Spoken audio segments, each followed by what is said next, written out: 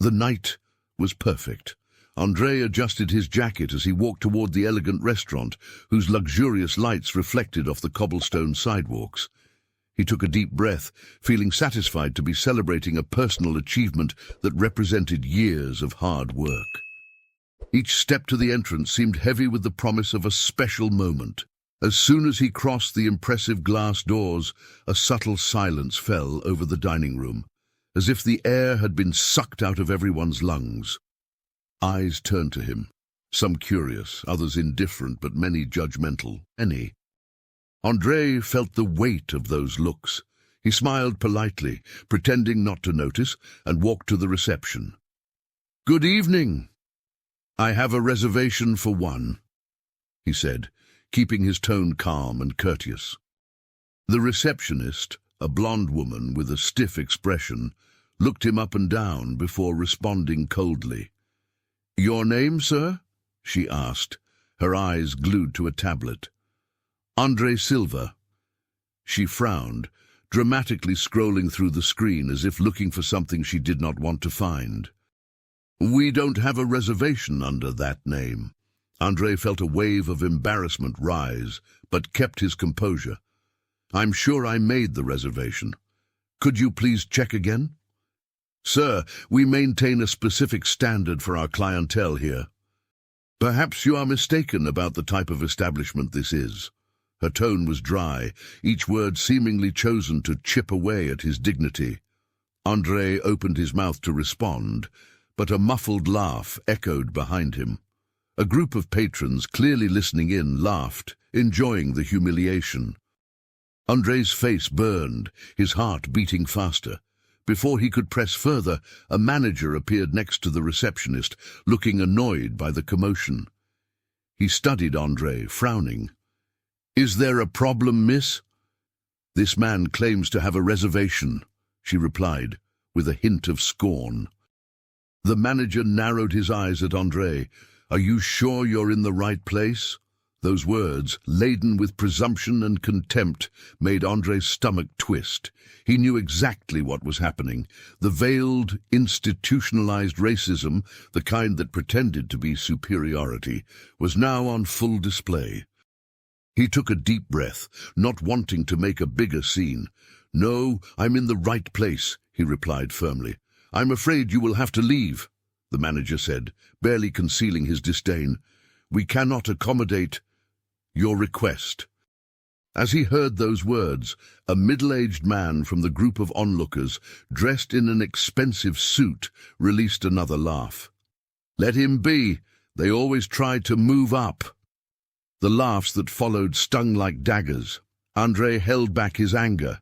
He would not be reduced to that role.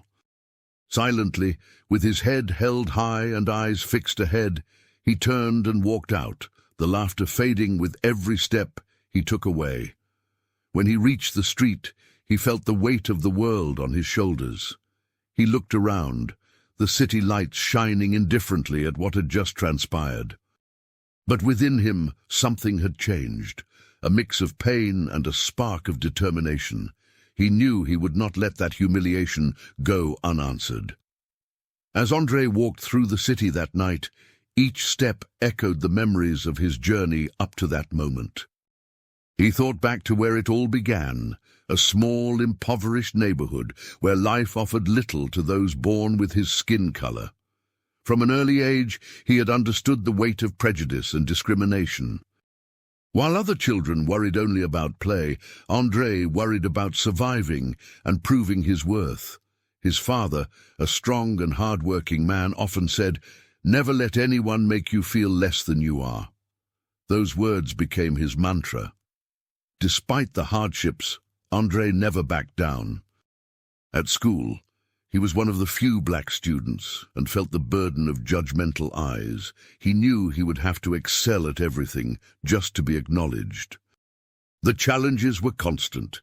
Teachers who underestimated him, classmates who mocked his modest clothes, and the harsh reality of inequality surrounding him. Yet he persevered. At 16, a teacher who saw his potential gave him life-changing advice. "Study as if the whole world is against you. because for many it is. Motivated, André threw himself into his studies. He spent sleepless nights reading every book he could borrow and worked tirelessly to earn a scholarship at one of the country's best universities. But getting in wasn't the end of his struggles. He became one of the few black students in classrooms where social barriers remained subtle but cutting. André graduated with honors in business administration, determined to change his reality and serve as an example for others like him. He opened his own business, starting with a small financial consultancy. He worked tirelessly to gain clients, facing market prejudice at every turn. There were moments when he nearly gave up, but the memory of every face that doubted his ability pushed him forward. In time, his hard work paid off. His projects thrived, and André became one of the city's most respected entrepreneurs. He proved not only his competence, but also paved the way for other young black professionals seeking inspiration and fair opportunities. For André, every victory was a punch against prejudice, every accomplishment a statement that he belonged. Yet André also knew that challenges never disappeared completely. They just changed form, becoming more subtle but still present. That's why what happened that night at the restaurant was not just an isolated incident of racism. It was a cruel reminder that despite all he had achieved, there was still a long way to go. Back in the present, as André walked through the city, he reflected on how hatred and exclusion still manifest in society. But he also felt a flame of determination ignite once again. He would not let that moment of humiliation define him. Instead, he would use his pain as fuel to do something bigger. When he reached home, André picked up the phone and began making calls to important contacts. He needed information about the restaurant, its owners, and its financial situation. Each call revealed another piece of the puzzle. To his surprise, he discovered that the restaurant was facing financial difficulties.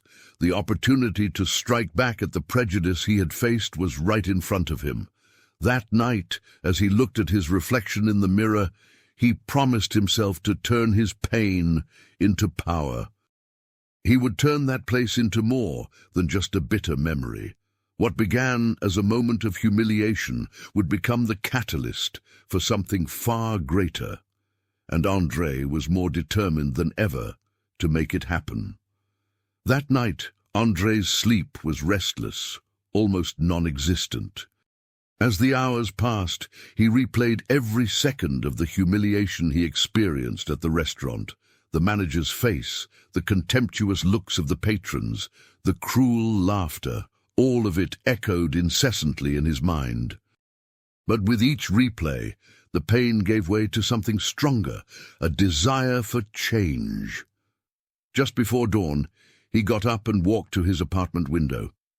The city was still asleep, but André was more awake than ever. He knew he had to do something significant. It would have been easy to move on and try to forget, but he was not the kind of man to ignore injustice. He had fought too hard to allow himself to be silenced again. Determined to act, André started making calls that morning. He reached out to longtime friends, some of whom held key positions in banks, consulting firms, and business associations. He gathered information about the restaurant, its management, and its financial situation. The data began to paint an interesting picture. The restaurant, while luxurious and prestigious, was in serious trouble. Financial problems had accumulated over the years, and the owners were desperate for a solution, or a buyer. With every detail uncovered, André's plan took shape. He knew he didn't just want revenge. He wanted to transform the establishment, to show that inclusion, respect, and dignity were more powerful than prejudice. He contacted his trusted team, people he had worked with on previous projects. With their support, he mapped out a strategy to acquire the restaurant quickly and efficiently before any other investor could step in. The following days were a whirlwind of activity. André held meetings, prepared proposals, and gathered the necessary resources to make a concrete offer. One night, while reviewing the final documents in his office, his mentor and close friend Carlos paid him a visit. "Are you sure about this?" Carlos asked, watching André with concern. "This is more than just a business deal." "I know," André replied without hesitation. "It's not just about me. It's about everything I've faced and what other people face every day. It's about not letting this kind of mentality go unchecked." Carlos nodded slowly, recognizing the depth of André's resolve. "I just want to make sure you're not acting out of anger. You know this fight won't be easy." "I'm not angry, Carlos," André said, his gaze unflinching. "I'm focused. I want this place to stand for something greater. I want to show that prejudice and hatred have no place here." With Carlos's support and his team by his side, André finalized the purchase offer. In the days that followed, he arranged a meeting with the restaurant's owners, who, unsurprisingly, agreed to meet immediately. They were well aware of their precarious financial situation and perhaps had no choice but to hear him out. The meeting took place in an elegant but worn-down office, much like the owner's financial state. André entered the room with his head held high. He knew he was there for something far more significant than just a business deal. After a candid conversation, he presented his offer. Initially hesitant, the owners realized André was their best chance to save the place. In the end, a handshake sealed the deal.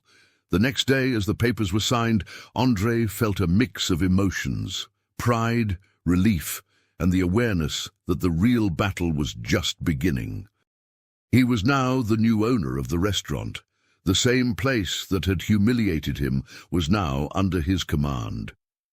As he left the building where the former owners had signed away their rights, he paused briefly.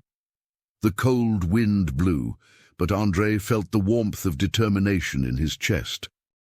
Now it was time to return to the restaurant, not as a rejected customer, but as the owner. He knew he would still face resistance and prejudice, but he was ready for every challenge that lay ahead. His plan was not just to renovate the place physically, it was to transform the culture it represented. That same afternoon, he walked into the restaurant. The environment appeared the same as before, but this time, André's presence was different. As he entered, familiar faces turned to look: the manager who had disrespected him and the receptionist who had mocked him. Their expressions were a mix of shock and unease. "Good afternoon, everyone," André began, his voice strong. "I want you to know that starting today, this place will be different. We will turn it into a space of inclusion, respect, and true excellence." Silence filled the room. The manager, incredulous, tried to protest, but André cut him off, making it clear that he had the chance to change or leave. The battle was just beginning. That afternoon, when André returned to the restaurant, the place that once caused him so much pain looked the same, but carried the recent memory of what he had experienced. As he stepped inside, conversations hushed, and every gaze turned his way. André stood firm, his head held high, exuding the confidence of someone who knew exactly what he was doing. He paused in the center of the dining room, taking in every detail: the meticulously set tables, the silverware gleaming under the soft lighting, the spotless floors, and the tense face of the manager, who approached quickly. His expression was a mix of surprise and indignation. "Mr. Silva," the manager said, incredulity dripping from his voice. "What is the meaning of this? Why are you here again?" "I am here because this is now my restaurant," André replied without hesitation. He handed over documents proving the acquisition, and a hush fell over the room. "Starting today, there will be changes, necessary changes." The manager's face went from pale to red in a matter of seconds. "This is absurd. It makes no sense for you, for anyone like you to—" have achieved this." He tried to keep his voice low, but his outrage was clear. André stepped forward, his eyes locked on the man. "I know exactly what you mean," he said calmly. "But now you have a choice. You can stay and adapt to the new rules. Respect, dignity, and inclusion are priorities. Or you can leave through that door." The manager crossed his arms, attempting to regain composure. "We'll see how long this lasts." The challenge was not lost on André. He knew that prejudice would not vanish with a mere change of ownership, but this was just the first of many battles. Turning to the rest of the staff, whose expressions ranged from curiosity and skepticism to a glimmer of hope, André continued, "I want to make something clear," he said firmly, but not harshly. "This restaurant will no longer be a place of exclusion. Those who want to be part of this new chapter will have my respect and support. Those who aren't willing, you are free to leave now." Some employees exchanged wary glances. The receptionist, who had been part of his humiliation, looked nervous, but remained silent. No one moved. It wasn't a sign of immediate acceptance, but it wasn't outright rejection either. With that, André set about making changes. The following days were intense. He held meetings with every department, from the kitchen to the front of house, explaining his vision of turning the establishment into an example of inclusion, quality, and respect. Some staff members, as expected, showed resistance. The manager in particular remained a constant challenge, undermining André's initiatives with cynical remarks and passive-aggressive behavior.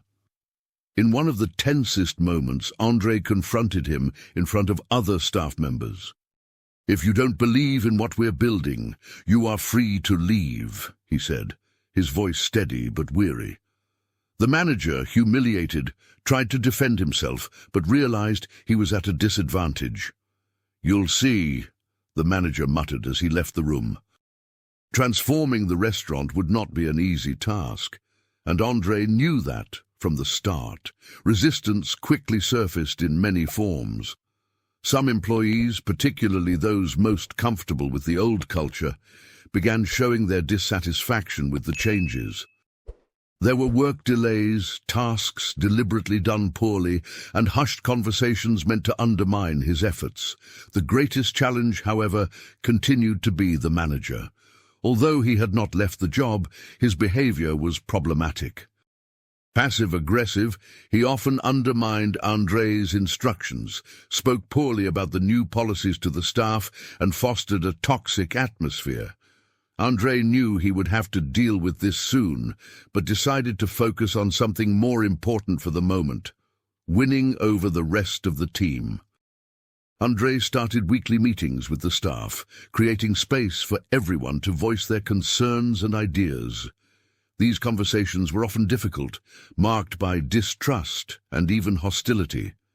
During one such meeting, one of the veteran chefs, Francisco, spoke up. "With all due respect, sir," Francisco began, trying to maintain a respectful tone, but his eyes were full of doubt. "Are you sure these changes are best for the restaurant? We've always had a specific clientele. I'm not sure they'll adapt." André took a deep breath before responding. "I understand your concern, Francisco, but I don't want this place to be known for who it keeps out. I want it to be known for what it offers: excellent food, a welcoming environment, and respect for everyone." Some nodded, albeit hesitantly. Francisco remained silent, but there was a hint of consideration in his expression. Despite the meetings, resistance persisted. One night, while reviewing reports in his office, André received news that a group of customers had left the restaurant dissatisfied, claiming it wasn't the same place anymore. It was a hard blow. As much as he tried to prepare for rejection, feeling the weight of public disapproval stung. As he pondered his next steps, Carlos, his mentor, visited him. They sat in the empty dining room, surrounded by the echoes of a tumultuous evening. "It's always going to be like this, isn't it?" Andrei asked, his voice heavy with exhaustion. Some battles take a long time, Carlos replied. But the only way to lose is to give up. With that, Andrei found renewed determination. He decided it was time to confront the main source of resistance, the manager. The next day, he called the man for a private conversation. "I know what you've been doing," Andrei began bluntly. "You think I don't see it, but I do. Your attitudes, your comments, I won't tolerate them any longer." The manager, trying to maintain a facade of indifference, shrugged. "You think you can just change everything that's always been? The customers don't want this. They'll never accept it." "Oh, so you're telling me you don't want to be part of this," Andrei replied calmly. "Because if that's the case, the door is open." For a moment the manager was silent. Then, with a contemptuous smile, he stood up. "I'd rather leave than watch this place be ruined." And he walked out. Andrei felt a mix of relief and uncertainty. Losing an employee, even one who undermined him, was a risk, but he was willing to take it to make the restaurant better. The manager's departure had consequences. Some employees who shared his views also decided to leave. The restaurant struggled with a staff shortage, and Andrei had to work alongside the remaining team, washing dishes, serving customers, and even cooking when needed. Gradually, those who stayed began to see that he wasn't just a man of words, but of action. The turning point came when a new group of customers walked in. They were greeted with genuine smiles and service that reflected the new mentality. At the end of their meal, one customer approached Andrei. "I've heard your story," she said, shaking his hand. "It's inspiring. And the food was wonderful." Word began to spread. People who valued respect and inclusion started frequenting the restaurant. Andrei saw his vision come to life, albeit slowly. Every new customer was a step in the right direction. Every compliment confirmed he was on the right path. There was still resistance, both inside and outside the restaurant, but Andrei did not waver. He knew that real, deep change took time, but was possible with hard work, courage, and the resolve not to give up, even when facing adversity. Andrei's work to transform the restaurant was far from over. He knew that surface-level changes would not be enough. He needed a deep transformation that touched every aspect of the place, from its physical space to the culture of service. Without wasting time, he began a renovation of every corner of the establishment that once humiliated him. Physical and cultural renewal. The first major change was the physical space. Andrei wanted the restaurant to be warm and inviting, something that reflected the new vision of respect and inclusion. He hired designers to update the decor with a modern style, including artwork that celebrated the culture and diversity of people who, like him, faced prejudice every day. Paintings by local black artists adorned the walls, showcasing their stories and talents. But Andrei knew that the real transformation had to go beyond aesthetics. He began a series of intensive training sessions for the staff, led by experts in diversity and inclusion. The sessions were not always easy. Some people, accustomed to the old ways, questioned the need for change. "Why do we have to talk about inclusion all the time?" a waiter asked during one of the trainings. "We're here to serve food, not discuss social issues." Andrei responded with patience but firmness. "We're here to serve everyone with dignity and respect. What we're discussing isn't just a social issue, it's a human issue. If you don't believe that, maybe this isn't the right place for you." Most understood the message.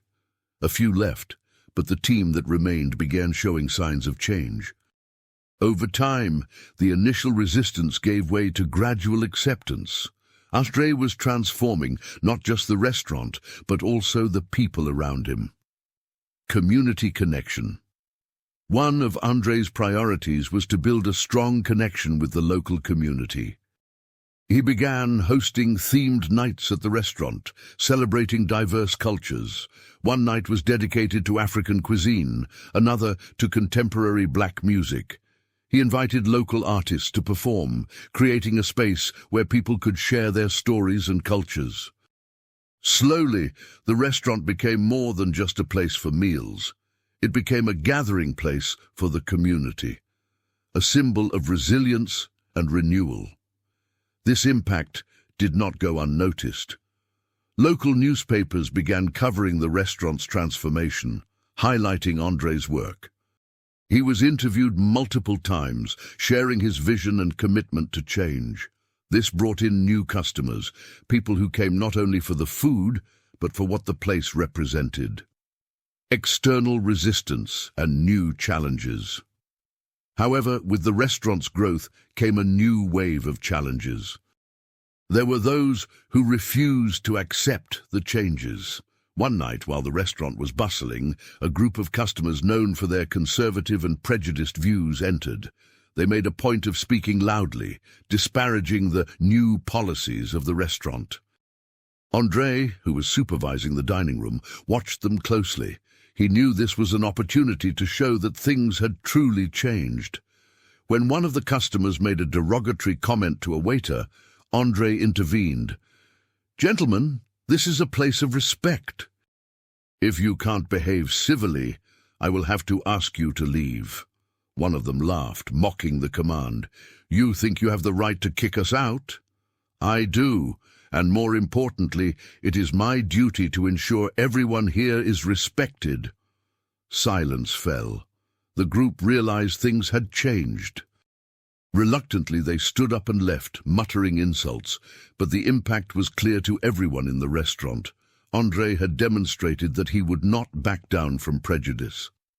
Stories of redemption. At the same time, André began witnessing small stories of redemption.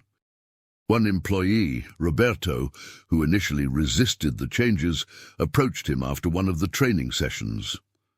"I wanted to apologize, André," Roberto said, his eyes sincere. "I didn't understand what you were trying to do at first, but now I see how important it is." Roberto's transformation was gradual but profound. He became one of the strongest advocates for the restaurant's new culture, helping other colleagues understand André's purpose. Seeing such transformations reinforced what André already knew. Real, deep change takes time, but it is possible. Recognition and success. Over the months, the restaurant not only survived but thrived. It became a symbol of success, not just financially, but socially. People from all walks of life felt welcome there. André had turned a place of pain and exclusion into a space of inclusion and respect. One busy evening, a woman approached him.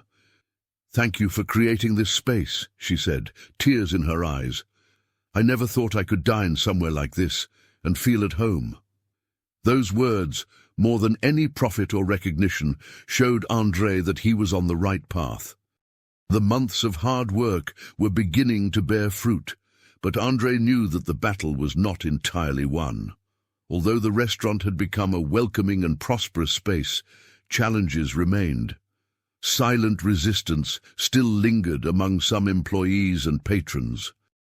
André realized that he would have to face one last challenge, the former manager who refused to accept his defeat. One day, while overseeing operations at the restaurant, André was informed of a situation outside. He stepped out to see the former manager standing on the sidewalk, surrounded by a few old patrons.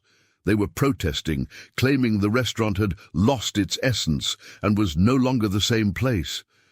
"You think you can change everything and just erase what this place was?" The former manager shouted, drawing curious looks from passers-by. "What you're trying to build will never last."